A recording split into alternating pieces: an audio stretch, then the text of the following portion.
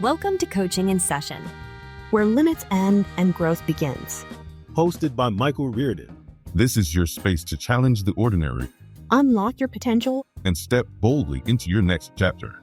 Your mindset journey continues. Welcome, Isaiah Hankel, to Coaching in Session. How are you doing today? Doing great. Great to be here, Michael. I appreciate it.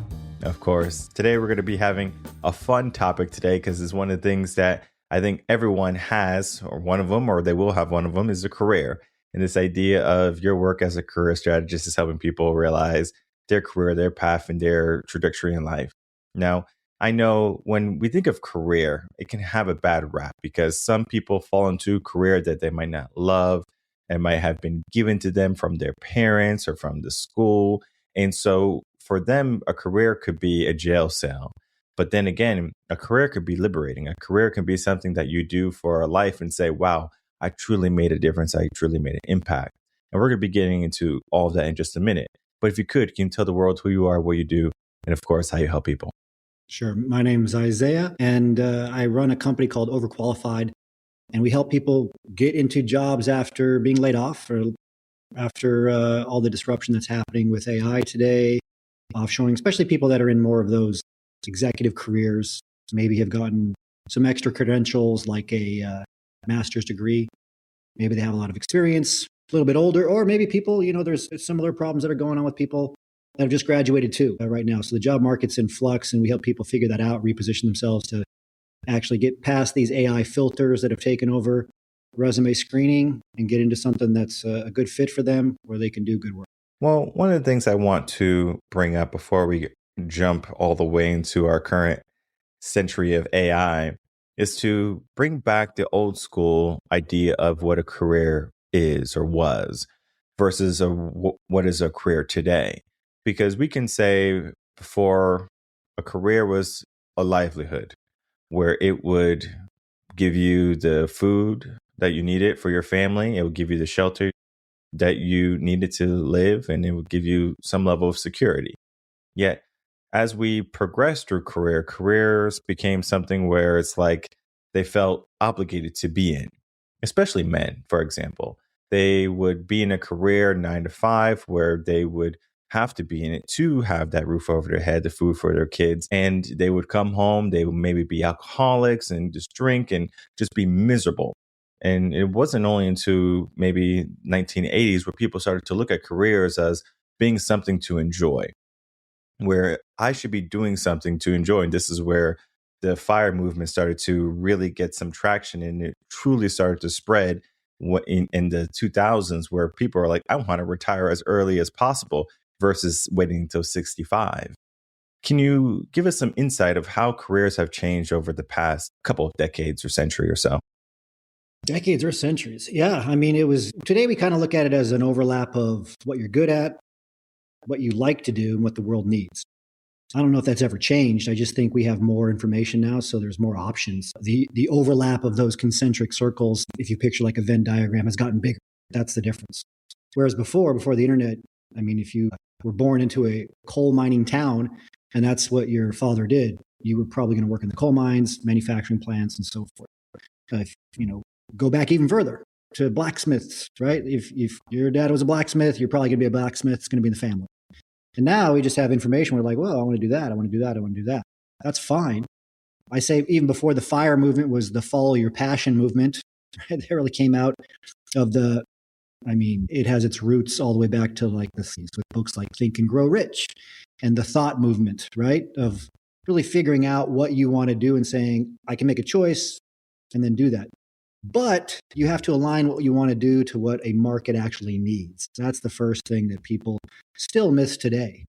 You can love doing whatever you want to do, and you can throw yourself into it wholeheartedly. Can you make money off of it to survive and eat? You still need to eat, right? I would say maybe the last couple of years, cost of food's gone up even more. So there's shifts there too, right? So you gotta ask yourself the question, what can I get paid to do? What does the world need? And then you got to enjoy it, which is more of the passion side, but you got to be good at it. So I think people are really good at finding one of those. They're not good at finding the overlap. And in today, there's no real excuse today for not being able to look closely at where those three things might overlap for you. Can you give someone an example of what the overlap will look like? And you can pick any profession you want. You can say, if you are a butcher, this is what the overlap will look like. If you are a financial analyst, this is what it will look like. You can pick any career. I think just the example is really going to give people some forward thinking. Yeah, I could give a lot of examples. So a lot of people today, they talk about how they want to be like a day trader, just as an example, right? I don't want to get a job, I want to be a day trader. Great. Okay, but are you good at day trading? Do you have the book smarts to read about it? Do you have the discipline to hold, or even the conscientiousness to set up stop losses or whatever else? A lot of people have lost a lot because they don't. They love doing it. They love the idea of it. Great. Do you have capital to invest? Right? Is there something that might be more meaningful than just investing in the S&P 500 ETF for you, that where you can actually make more than that over time? And if so, what are you going to do? So there's just different questions there beyond I like this or I see it online and I want to do it. If you look at something more physical, a lot of people today are getting hit in their news feeds with blue collar work, right? It's the return of blue collar. AI is taking over everything else. Problem is that blue collar work has been around for decades and is highly regulated, right? So, they have a bottleneck, which is getting employees. And they have different structures like journeymen, et cetera, the classical stuff. And you got to get a license. You can't just start an HVAC company and go to fix people's HVAC. You got to go get a degree for this, certifications by state. So there's a lot of different factors here. So you might want to do it, might be passionate about it. Do you even know if you can do it or are good at it? Right? And then is there even a need for it beyond what you've seen online? I mean, for me, I've made these mistakes. I think we all have, right? So, I was like, hey, I read this book where people can start a business. And I like talking to people. So I'm just going to start a business where I'm going to be like Tony Robbins. I'm just going to talk to people and I'm going to inspire people. And that was it. Okay, great. Is there a market of people that will pay you who is not Tony Robbins to listen to you inspire them, right? Maybe you can do it as a hobby. That's different than a career, right? And then are you good at it? Like you might enjoy doing it every single day. Some people do this, take some years to figure this out. Maybe they're not particularly good at it. And maybe there's also not a market. So it's not going to take off or be sustainable. And so there's always a balance of those things. And this is where looking at the data, getting real world feedback and being able to, swallow some hard pills might help. But you can pivot and shift, right? So for like me, okay, I'm not good at this, but where is there a need of something I'm passionate about? And, I was one of those people that got a lot of these different credentials, didn't actually help me get into better careers, eventually started to hurt me. As in, like I was too good to hire. I was overqualified, hence the name. And so I said, okay, I can speak about this. I've experienced it myself, right? So, and I was able to overcome it and help other people overcome it. And then is there actually a need for this? And there is. Sometimes you have to wait for that need. But if you can get any kind of overlap of those three things, I think that's where you're going to have a career, not just a hobby or something that you do short term. Yeah. I think of this idea of college where people would say, I don't like my career anymore. All of this stuff is not good for me. I'm not good at it. I thought I'd be good at it. I need to go back to college. So now they're wanting to go back to college for, 2 to 4 years, whatever it be, to get a different degree. And maybe they didn't even do the work again to say, are they overlapping in all those areas? Are they good at it? Do they want to be here? Are they passionate about it? It's just they think it'll maybe make them money, or maybe they see someone else being successful. So they say, well, why not me? Do you see more people returning to school, getting more degrees and falling back into this loophole? Or do you see that people are not going to college again because they already have a degree and they're just trying to figure out what they can do with what they got? I wish they'd stop going to college. I mean, we all know it's just, it would actually, if it wasn't for people coming from overseas to go to college right now, a lot more of these colleges would be out of business. They can only increase tuition rates so much more, right? I mean, some of these schools are like $60,000 a year. But I have two great examples for this too. And I think it's really smart for you to bring this up. Like computer science, right? They told people to get computer science degrees for decades. Now they're being wiped out almost overnight. Like literally, unless you're in the top, 0.01%, which, sorry if you're listening to this and you're getting that degree, but you got to start making plans to do something else where that degree may not be useful. There's an explosion of degrees that were not useful. So people thought, because they were told, they were actually marketed, hey, this degree is going to be valuable. No evidence of that. Universities, colleges are not bound to get their people into full-time employment at all to get money from the government. So there's There's no feedback loop whatsoever. And so you have a lot of people that have these degrees, whether it's computer science or other, and they're just, nobody wants them. Like, that's what I mean. There's no need for them. So yeah, it might be your passion. You might be good at it, but if there's no need, and that's where I think the people have the hardest part with. They're passionate about it. They're good at it. People tell them they're good at it. They are actually good at it. Whatever that is, nobody needs it.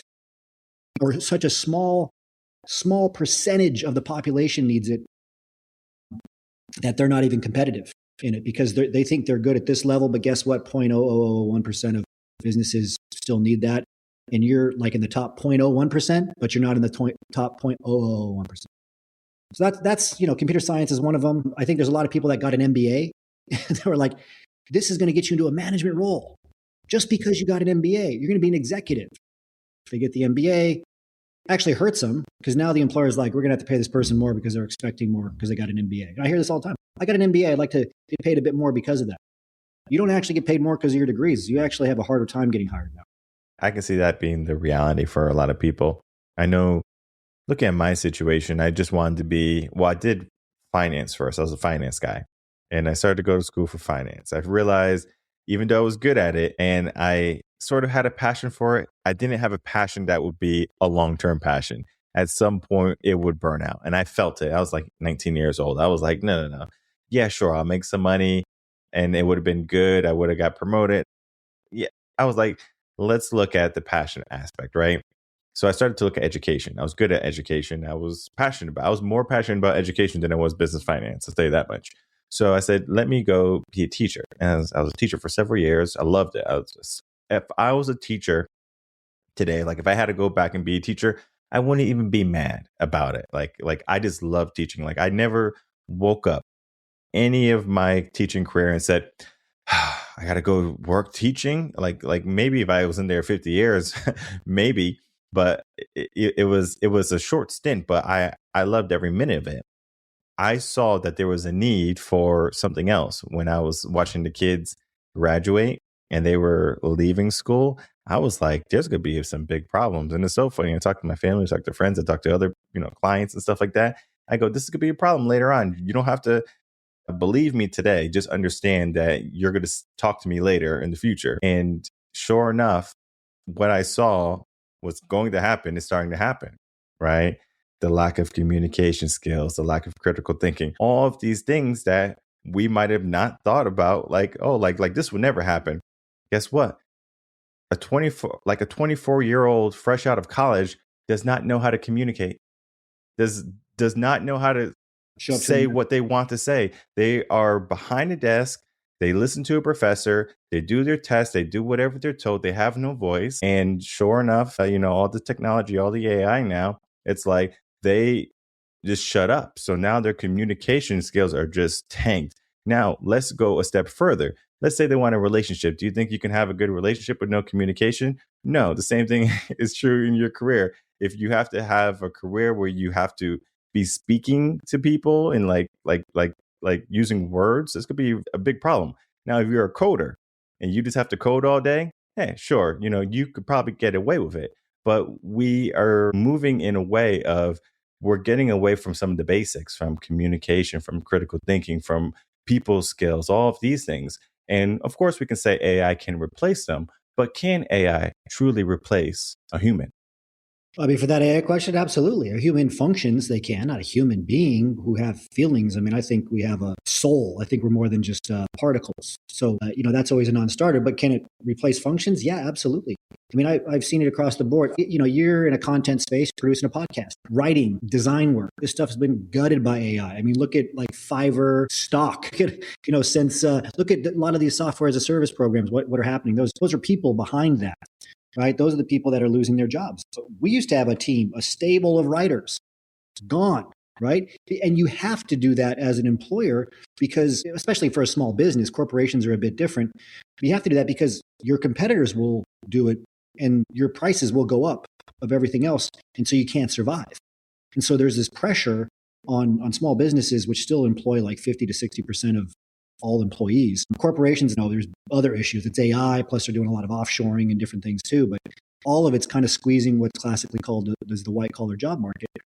But yeah, can AI write? It can, but it's a little bit more complex than that. It's not like it replaces all the writers. It replaces the mediocre or less writers. And then all you got to do is keep just a handful of writers on who check the work of the AI, because the AI can gather everything. It can generate some of the content, which then like one copywriter or one editor can do the final touches to. That's the difference. So you can have one person managing a bunch of, they're called AI agents, whatever, just AI tools, and they can just get a huge volume of work done. So you can get one A player plus AI can do the work of what you would need like one A player and like 10 people to do. That's the problem. And that's the people, even that level of detail, most people aren't talking about because they don't like the idea of talking about A players versus B players. Yeah. I think of when it was like, it must have been the 90s when I was growing up. I was thinking about AI. I was like, oh, this is going to be big. Like this is going to be big. And I even had a company, but the company is like a rated R company or a TV MA company. And I remember I was talking to a client about it. I go, if you want $1 million idea, do this. I just have morals, so I can't do it. But you can see those companies are going out, and you can see OnlyFans and stuff like that. All of that's going down because of these AI companies, because now they can get someone who is fully attentive. Yeah. That new Dance 2.0 creating entire movies, like scenes from a movie, very high level, even for me. And when I saw that stuff a few years ago, I was like, this is going to be a while. But then, like, sure enough, 2 years later, it's coming out, and you're seeing Brad Pitt fight Tom Cruise, and you're like, this looks literally like this is happening, better than the CGI stuff that was even out there a couple of years ago. It's a freight train at this point for content in particular. Yeah, I mean, there's no limit. Where even if you're watching something, you don't know if it's real or not. Like, to the point, it's just like, is this really happening or is it fake? Like, like a trend right now is like people getting attacked by animals, right? So they're in this like safari or something, and a lion comes and drags them away. It looks real, but it's AI. So then you're like, oh my goodness, like this is insane that AI can do all of this where it can trick the mind to a certain extent. Now, I say all this because we know AI has become so advanced, and there are so many people who fear the loss of their jobs, or maybe they have lost their jobs because of AI.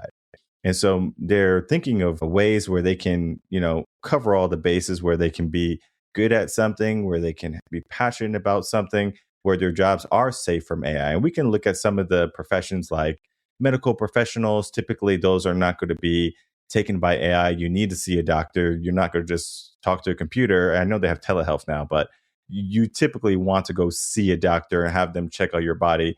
It makes you feel better. It's the same mindset of when parents were asked, if there was teleportation invented tomorrow, would you allow your kids to use it?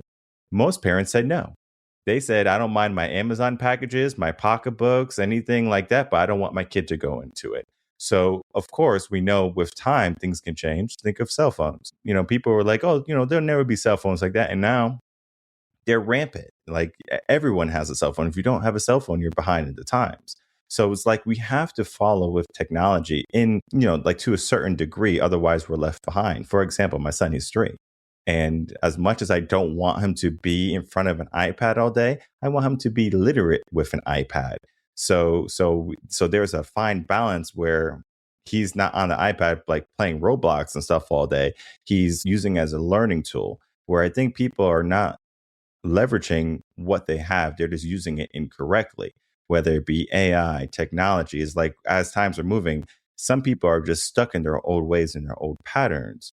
How can people start to think more into the future of what's going to happen rather than of what's happening now? Because as you said, there are so many people who got computer science degrees because it was popular then, rather than looking at something that was going to future-proof themselves. I think you got to take control of what you can and learn to use things as a tool. So okay, AI, it's a freight train, like we talked about. It's coming.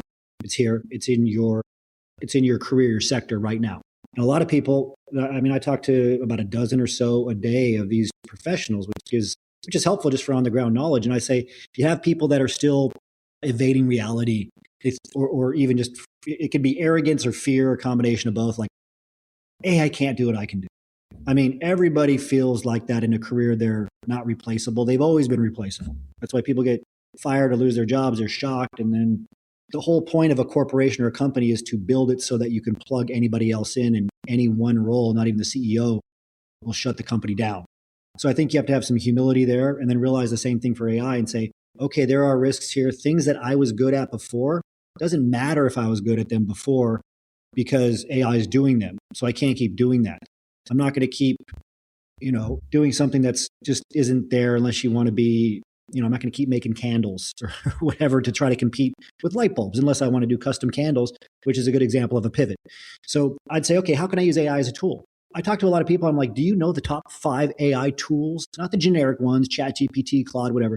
Do you know the top 5 AI tools or AI wrappers, right? Or the AI agents or whatever in your sector? And have you learned to use them? Have you got a free trial of them, played around with them, watched a YouTube video? Put that stuff on your resume. Now, especially if you're like a 50-year-old plus executive that lost their job, nobody has that. They're like, oh man, we got to get a hold of this person because they know how to use these tools. So they want to see people as managers of AI now, or they're just going to replace you with AI if they don't think you can manage it. And guess who's the first group of people they're going to think are going to be replaced with AI? It's not just entry level, it's older people. Really, people over 40 even are considered like dinosaurs in today's job market. There's a saying in the job market of where you're either 35 or you're too young and underqualified or too old and overqualified. That's the job market that we live in because these AI tools themselves screen for things like age, et cetera. It's how they get around ageism, and they try to find people that are most likely to stay at the company 2 years or more, which are people right in that mid-30s. They get more elevated than that, more credentialed, that kind of stuff. It actually hurts you because now you're seen as more of a flight risk. So I think it just comes back to understanding AI, adapting to it.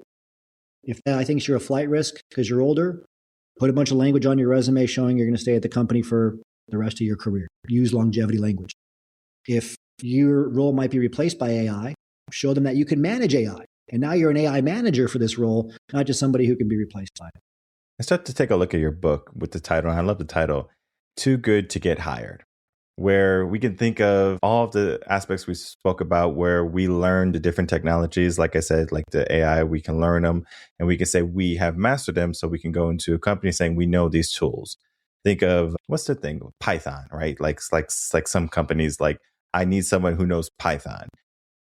Back, say 20 years ago, college was big, right? It's still sort of big, but that's more of the institution of America. Colleges are a moneymaker, right? They make a lot of money. It's like the health system or the healthcare system, where colleges make a lot of money. That's why tuition is so high. And we have our old school parents still around. So they're saying, oh, you need a college degree, right? This was what I was taught. And maybe, their children are going to also, promote that to their children to get a college degree. But after this next generation, as you said, I can't see the college system like truly being able to sustain itself because most of the younger content creators, they're just foregoing college. And this one guy, he's a traveler. He like travels all over the world doing YouTube, and he does vlogs. And he was a junior when he dropped out of college, and he had like a biology degree or something where he could have finished. And, there's two sides, right? People are like, oh, you should have finished college and, you could have had a degree to, fall back on. And he's like, I didn't want something to fall back on. I wanted to do this. So sometimes a degree can be a crutch to some people where just like, if I have this, like this is going to be my lifeline. But then for some people, it could be a death sentence. So as we can see the newer generations of kids that are coming up, 18, 19, they're just saying, well, I don't need college. I'm going to go out, be an entrepreneur, do my own thing. And not saying that they don't become educated by seeking mentors, coaches, guides, reading books like yourself that you have. Like those are resources for people. And they're just skipping the whole college, is skipping the whole tuition, is skipping the whole student loan repayment. And they're getting a leg up on their life rather than having to be in debt for the next 10, 15 years or whatever it is. So would you say that it's a good thing to not be overly qualified in today's market? Well, a couple things to unpack there. College, if it sticks around, it's going to change in a form to where the value is just people getting around other people in person. I think that there is going to be, smaller events, et cetera, like that are going to be more valuable because people are not going to be able to tell what's AI and what's not. Like we were talking about seed dance. So if they can go in person, people will still want to see somebody in person, a doctor or whatever, for those situations where you just need another human there. And it's going to be the only way that that you're talking to a human versus, anything that could be a video or audio. So I think that's a big factor. I think how you market things. I think the only careers that are going to be here in maybe 5 years is going to be mostly, unless you're like I said in the top 0.0001%, like the best of the best, including doctors. The only careers that are really going to be here are going to be in sales and marketing, because, and they say this for the computer science people, you better go learn marketing. You better go learn to sell, because these people still have to sell products to each other. That's what's human. A human always wants to talk to a human. If you ever got fooled by a chat bot when they first came out a few years ago, or an AI agent on the phone, your brain, the human brain's like a pattern recognition machine, way better than AI. It recognized the pattern when something was off, and then it hated the fact that it got fooled, that it wasn't talking to a human, and then you just despise the fact that you were talking to not a human. Hate it. They want to talk to a human, and especially when they're going to be transacting money, right, or market. They do not want to talk to non-humans. It's embedded in who we are. So those are going to be the careers that are left. As far as too good to get hired goes, what employers want, and there's a lot of people out there that are coaches and careers or otherwise, and I think they pander to a lot of job candidates, and some of this stuff might be true, but if you just tell a job candidate, hey, the employer should get back to you every time when you apply a resume. Okay, of course, but they're not going to. Or the employer, you have a right to get hired. You shouldn't have to beg for a job.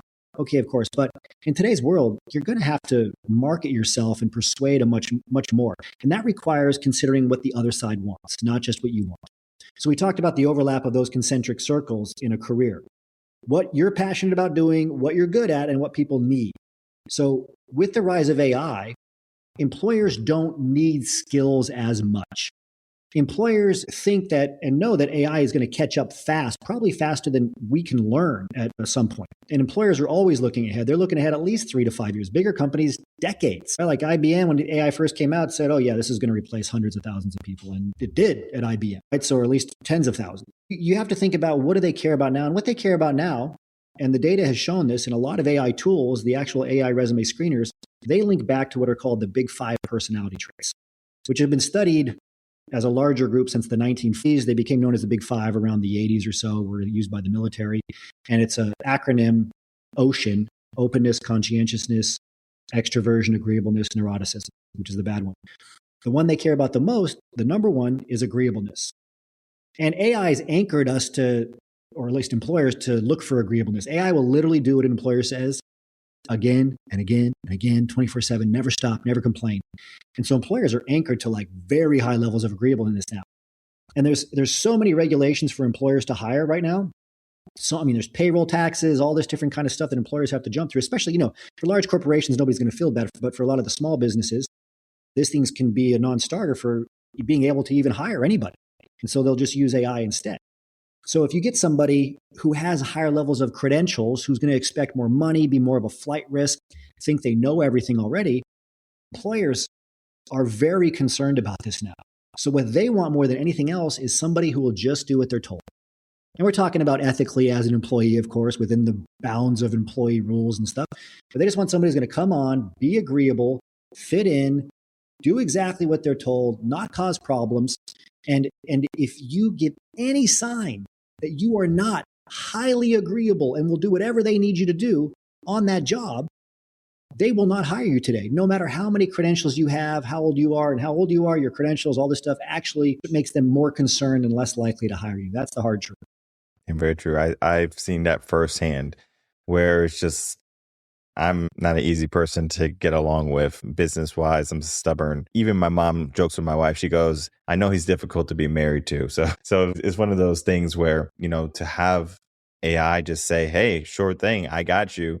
That right there is great. I love for when people talk back to me like, hey, no, like we're not going to do this, right? It's that human, right? So it's like now we get to have a conversation, because if everyone's just okay, just imagine like if everything was good in your life, like you never had any bad, there would be no, fluctuation in life. Like, like it will be hard to differentiate between what's real and what's not, because they say like, like a friend that smiles at you or enemy that smiles at you, they're not the same, right? Because a friend could stab you in the back, but the enemy like will stab you right, looking at you. So which one would you rather have? The enemy that looks at you and attacks, or the friend that stabs you in the back? So it's one of those things where I think people don't see the full picture, the full comprehension of AI or technology as a whole. And I say that because technology is always going to be changing. It's always going to be evolving. And they act like they can't change and they can't evolve. It's like they're stuck. Like humans have the best capabilities to adjust. If you're hot, guess what you do? You put on the AC, you change, right? You adapt. Yet today in our world, it feels like we're just like sharks in a fishbowl. It's like, well, we can't change, we can't adapt. And I think this is to say that a lot of people have become more limited in their thinking, where they feel as if, they're capped, right? Like I can only do this much, right? They don't have enough time in their day. They look at other people to blame, right? Their excuses. Think of it this way. Like people want rich people to pay more money in taxes, right? And they also get asked the same question. Well, if you made that much money, would you want to pay more money in taxes? And of course they say yes. But if they were in that situation, the answer would be no. I earned this money. You can go earn this money. So a lot of people are living in the victim mentality of the world is changing, but they are not. So they have been doing everything right. They went to school, they went to college, they, systematically did everything right on paper, but the world is throwing them all the curveballs and they only know how to hit a fastball. So, with that analogy, if people fail to change or fail to adjust to how the world is going or how the world is moving, what would be the outcome for those individuals? Would they just have to leave America and go to some third world country, or will they, just be those bottom of the barrel people who just keep on complaining, keep on struggling, and they never see any, glory in their life? Yeah, it's a tough question. I think back to what it sounds like we both lived through from about 1998 to 2010. The manufacturing crisis hit and everything was offshored in manufacturing. I grew up near a very large aluminum plant called Kaiser. And our high school went from, like 2A division, 3A, 4A, just giant. They were installing lockers my senior year. And this aluminum plant was nearby. Within about 2 to 3 years after I graduated, back down to 2A, Kaiser shut down. All of it was offshore to China. And did the government step in and help those people, the people in Detroit? I mean, go to Detroit now versus, before the 2008 crisis and all the car manufacturing jobs were lost. There was nothing for these people. What happened? Well, different things, a lot of meth, a lot of drugs, a lot of crime.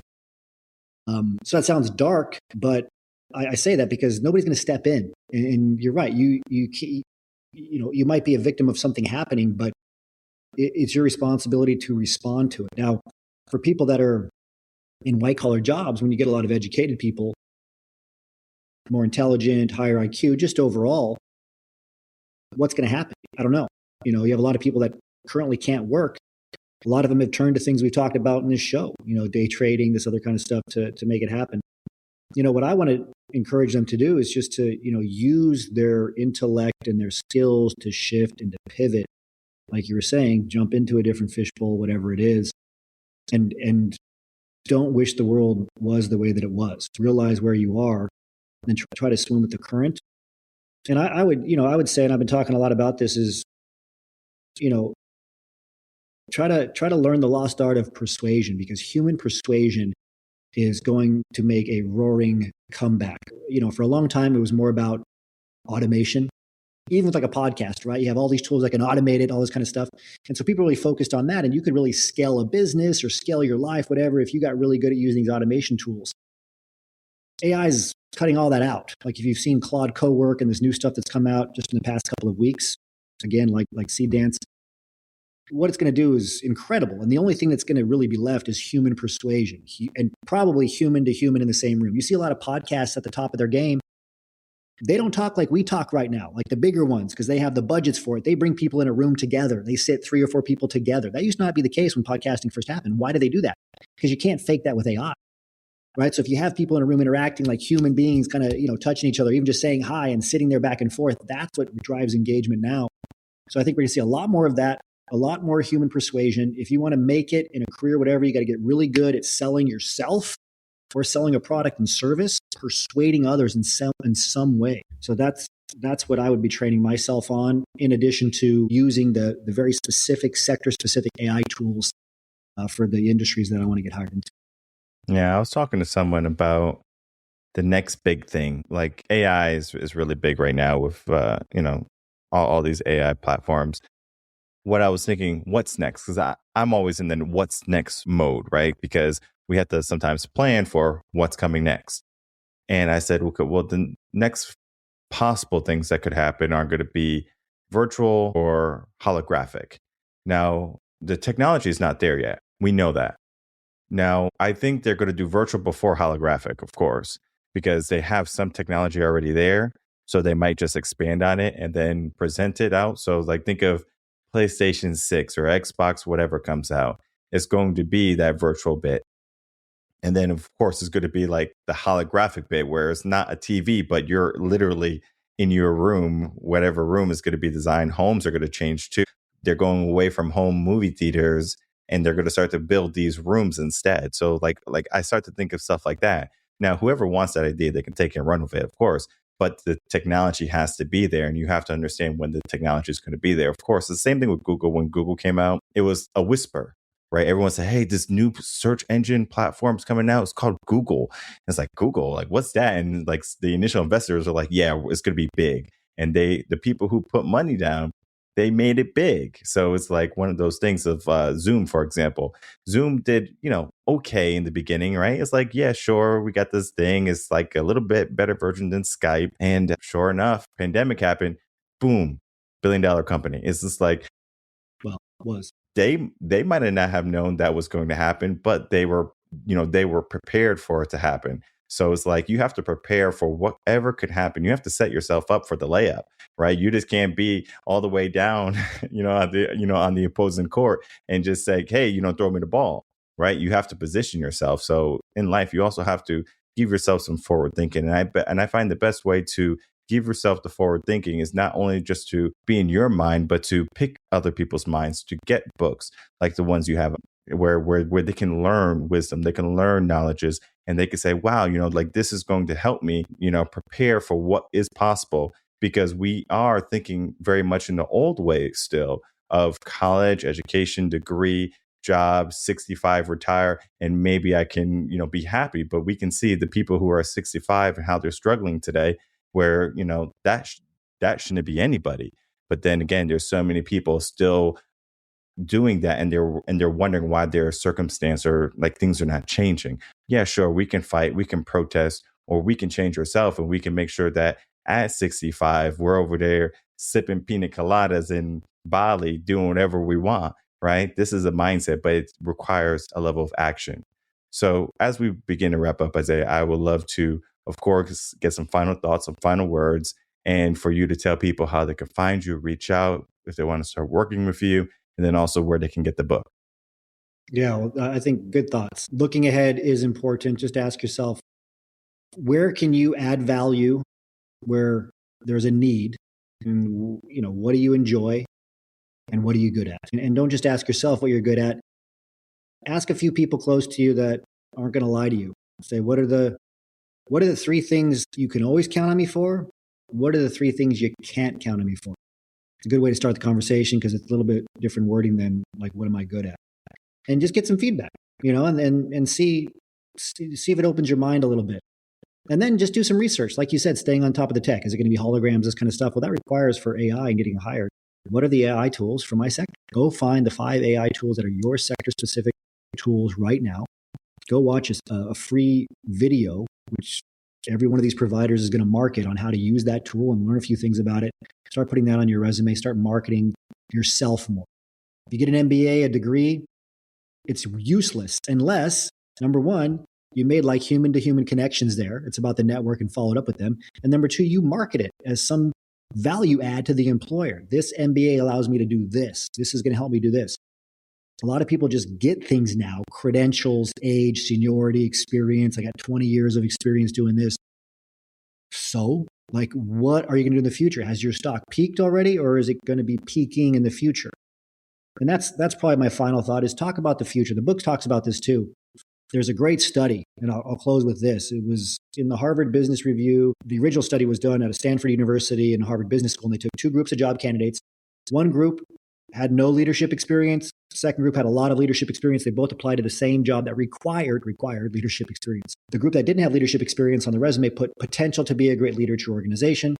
The group that had leadership experience put the standard 20 years of leadership experience and similar. To the surprise of all the researchers, every single employer, real employers in the study, chose people from the first group because they talked about what they could do in the future at that company. So be looking forward, just like you said, know where things are going, move towards where they're going in terms of AI and everything else.